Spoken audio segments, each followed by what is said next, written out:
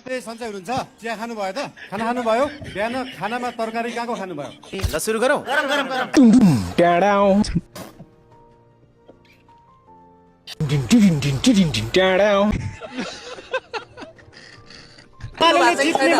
बिल्कुल बिल्कुल महेश बस्नेतले पनि जित्नुहुन्छ।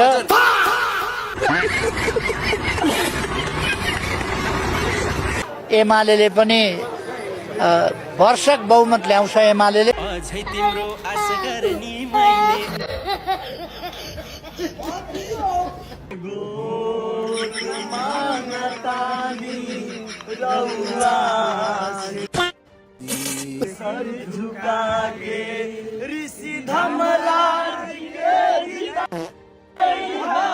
मोबाइल छ मोहर लगा के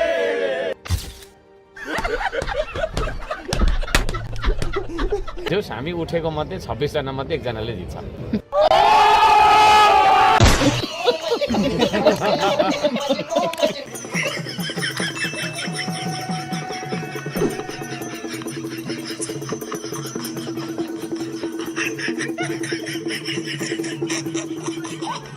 डबल भोटको अन्तरमा हामी जित्छौँ।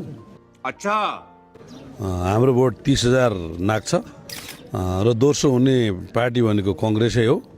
अब अन्य पार्टीहरू तपाईँले नाम लिएका पार्टीहरू चाहिँ तेस्रो हुने कुराको प्रतिस्पर्धामा छन्।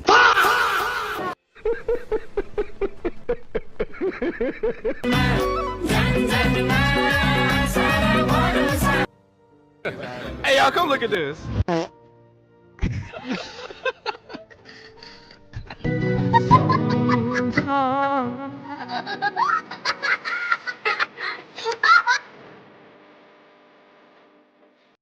प्रधानमन्त्री केपी ओली भनेपछि गृहमन्त्री को भन्छ भनेर सोध्नु भयो होला।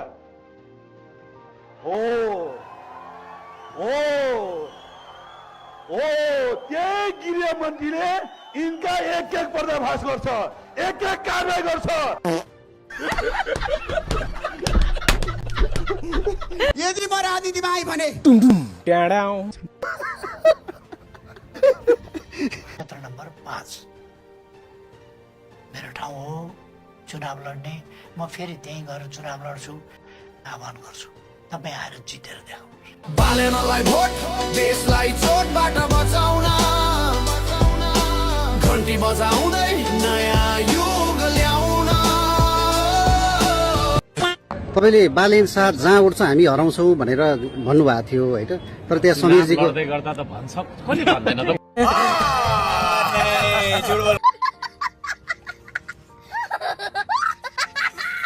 तेलिका गोरु हुन्। मजाले झुकाइयो 35 वर्षदेखि उहाँले हामीलाई झुक्याउनु भयो, हामीलाई केही भएन। अब हामीले एकचोटि झुक्याउँदा पाप लाग्छ। शाबाश बेटा, बहुत बढिया मुन्ना। 5बाट अध्यक्षजीको सुनिश्चित छ, भदुदीबाट मेरो सुनिश्चित छ, देशभरिबाट एमालेको लगभग बहुमत आउने सुनिश्चित छ। प्युठानमा एमालेका सूर्य थापालाई माला लगाइदिनेले पनि भोट चाहिँ घन्टीमा हालिदिएछ। सूर्य थापाले चुनाव प्रचारको बेला जति माला लगाए त्यति नै भोट पाएको भए स्थिति अलि सम्मानजनक हुन्थ्यो। उनको पोजिसन 5औंमा छ। मलाई त प्रधानमन्त्री नभइकन त म बस्नै सक्दिनँ क्या। म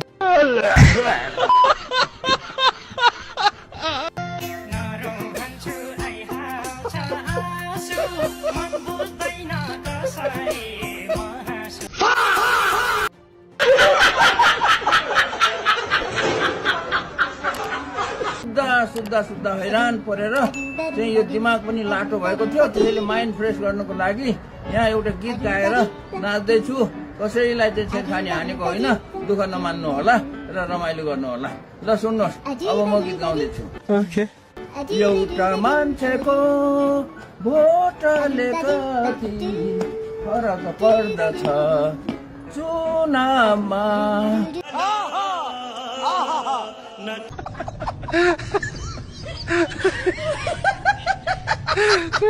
इतनी खुशी मुझे आज तक। अब फेरि पनि चुनाव हार्ने अवस्था आयो भने मतपत्र च्यात्ने हो। कस्तो टेन्सन भयो। यस्तो टेन्सन हुँदा पनि बियो सुन्दिन त के भएको।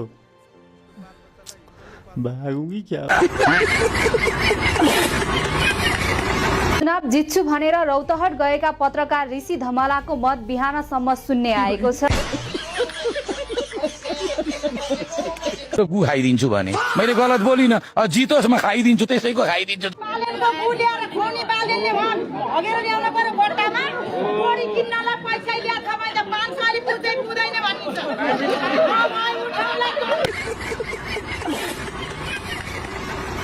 बाटोको त 100% यहाँ त विजय घोषणा हुनु मात्र बाँकी हो, त्यति हो। सिर्फ औपचारिक रूपमा निर्वाचन आयोग घोषणा गर्नु मात्रै बाँकी हो। तपाईलाई विजयको प्रमाणपत्र दिनु मात्र बाँकी हो, यति हो ढुक्कसँगले। आज राम्रो गुड न्युज आउँछ भनेर हामी फुलमालाका सहित उभिएका थियौँ, तर एकदमै गलत निर्णय भयो।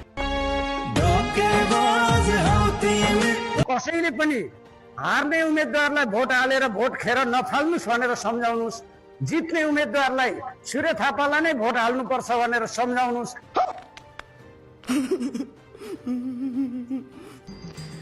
छातीमाथि ढुङ्गा राखी हाँस्नु पर्यो। 2 शब्द गाइदिनुहुन्छ त्यसको। छातीमाथि ढुङ्गा राखी हाँस्नु पर्छ, मुटुमाथि ढुङ्गा राखी। तपाईँको खलो परेछ।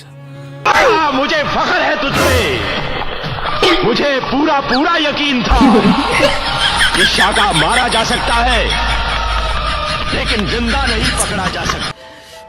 साले को बम से उड़ा दूंगा एक बार हाथ में आ जाए तो। ऋषि धमला चुनाव लडेको रौतहट 4 मा 4000 मतगणना हुँदा धमलाको जम्मा 6 मत। झापा 2 बाट, मङ्कपुरबाट, झापा 5 बाट अध्यक्षको सुनिश्चित छ, भरतपुर 2 बाट मेरो सुनिश्चित छ, देशभरिबाट एमालेको लगभग बहुमत आउने सुनिश्चित। सुत्न भ्याउनु भयो कि नै हजुर? आज सुत्न भ्याउनु भयो कि नै? हेर हेर हेर यो माप फाल्न भने चाहिँ क्या भयो यसो हेर, यो ऋषि धमलाजी यो जनता जान्न चाहन्छ यार, यस्तो त नहुनु पर्ने यतिसम्म त। यो जनताले के गरे यसो, तपाईँको त फर्काएर हाने यार।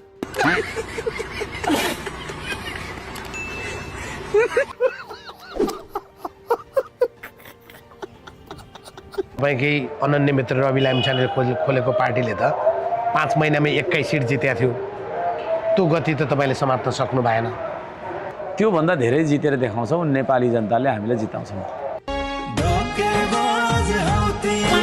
म फर्केर आउँदै आएन, काठमाडौँमै हराएँ भनेदेखि मलाई चाहिँ जहाँ भेट्छ त्यहाँ चाहिँ बेनीमा भेट्यो बेनीमा, बाटोमा भेट्यो बाटोमा, जहाँ भेट्यो होइन भने घरमै आएर पनि मलाई चाहिँ लौरोले ठोक्नुहोस् होइन, सास चाहिँ राखिदिनुहोस् भनेको छु मैले। के अरे लौरो पाएन भने ढुङ्गाले हाने पनि हुन्छ भनेको छु मैले। अब की चुनाव में हम खड़ा बानी।